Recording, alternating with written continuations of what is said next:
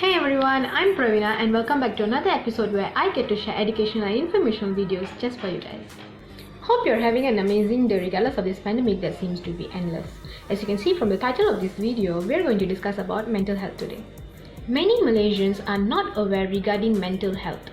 As you can see from these tweets, many people due to the stigma around mental health in Malaysia are made to believe that they are okay when they're actually not. I interviewed few Malaysians from the age group of 19 to 22 to know how aware they are regarding mental health. So without further ado, let's get right into this video.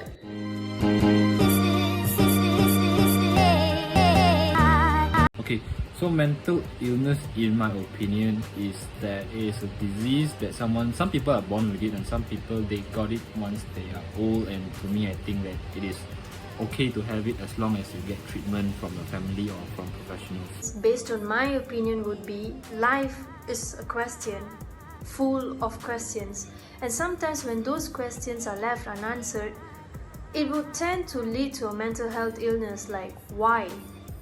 Why can't it be like this? What if it's like this? How would it be if it's like that? You see, those kinds of questions, it leads to a mental health illness. Mental illness is a health condition involving changes in emotion, thinking or behavior. So this might occur because of emotional, physical or even sexual abuse, and also an important early loss such as the loss of parents might affect. Mental illness is something that is just like any other illnesses like diabetes, cancer or any physical illness, and it requires the same amount of attention because it may affect our life. The common perception of these people who really unable to defend their rights has known they are called as dangerous, violent, unpredictable, which is also known as mental health disorders, refers to a wide range of mental health conditions. Disorders that affect their mood, thinking, behavior. It affects the behavior, attitude, and also the feeling of a person when they don't share their problem to others. Most common mental illness that we all know is like depression, anxiety, depressions, anxiety disorders, eating disorders, Depression, anxiety disorder, stress, which is very powerful historical roots in many cultures.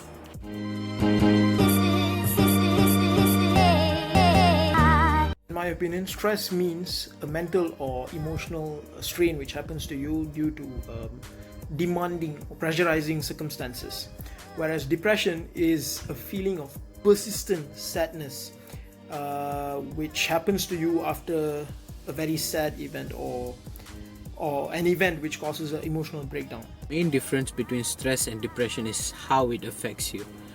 Stress is almost an immediate and instantaneous threat to you because it drains all your positive energy almost in an instant. When you start getting tensed, stressed out, you usually tend to overthink, and that overthinking usually eats off on your positive energy.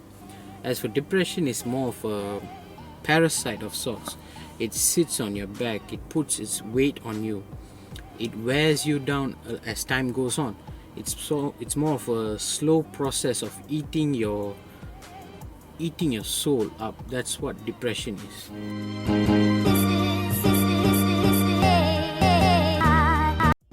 For me, the factors which causes or triggers anxiety is, I would say, a very unfortunate event or a build-up of smaller unfortunate events.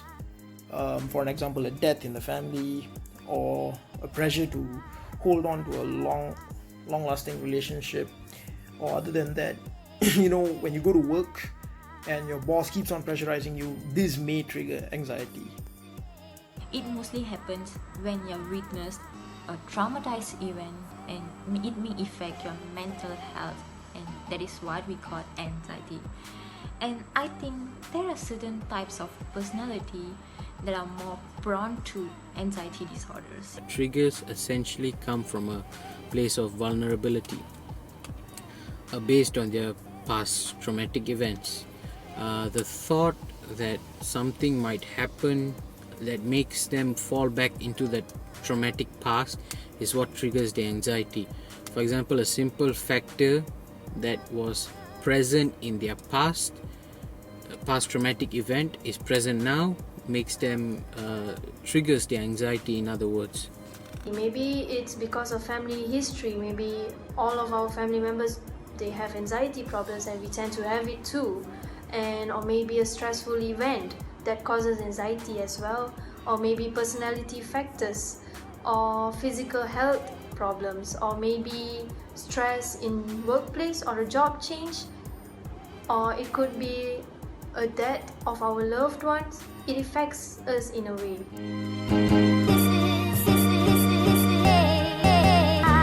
There are always people out there telling you a lot of negative things, like you can't do this, you're not smart enough for that. So you should always avoid such negativity. For example, you should never ever underestimate yourself, never have doubt on your self-worth, abilities or talent.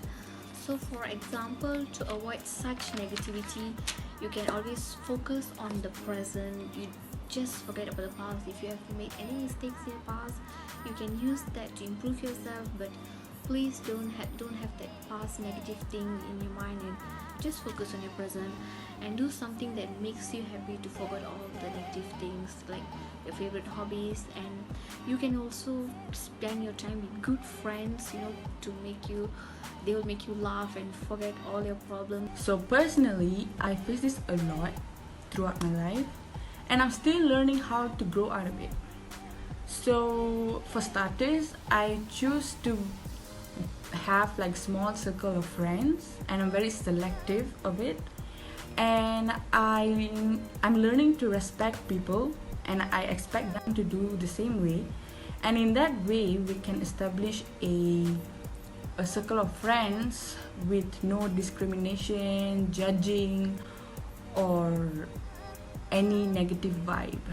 Oftenly, that negative people often gravitate toward others who react strongly. Remember, people remember and learn from what you do more than what you say.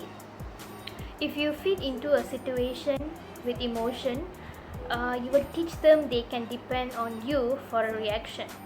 It's tough not to react because we all are humans, but it's worth of practicing it. Like, practice your tempo of emotional response, and practice that do not take it personally, but know that sometimes it is personal, so that you can calmly control the situation as well.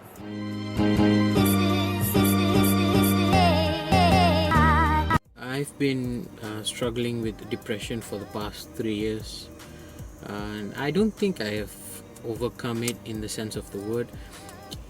I think depression is sort of like a war instead of a one-time fight. It's not like you go in, you face off the opponent, you throw a few fists at him, you knock him out and you win. It's more of a war. You need to have constant efforts. You need to put up your strength. You need to devote immense amount of time and your efforts into defeating your enemy, essentially.